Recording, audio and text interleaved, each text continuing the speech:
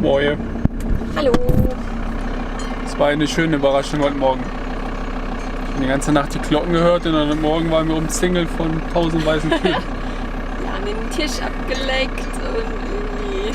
Die Seiten abgelenkt, den Gepäckträger abgeleckt. Fanden sie wohl sehr lecker. Ja, nach dem letzten harten Stück haben wir jetzt hier geschlafen.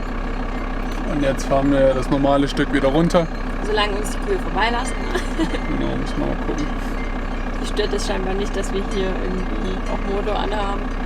Ah, jetzt geht's immer. Ja. Und dann geht's ab zur Verdonschlucht. Aber dafür müssen wir noch 5-6 Stunden fahren.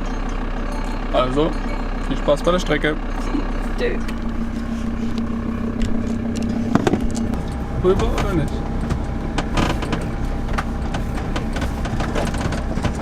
Schräg lang.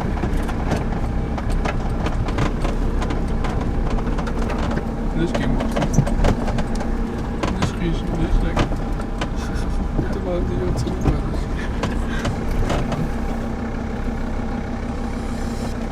Vielleicht wollten die uns nur sagen, dass sie uns gern haben. Weil sie lecken sich ja schon mal, wenn sie sich gern haben. Vielleicht mögen sie uns.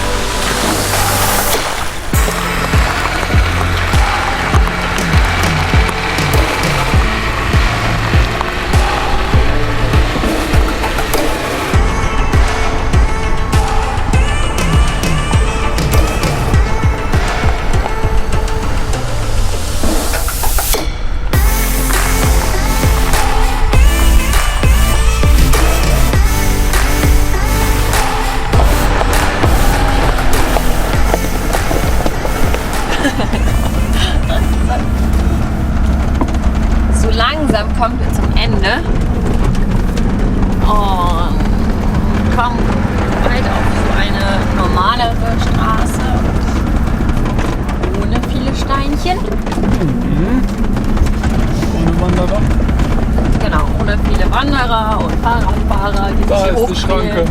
Oh, Schränkchen.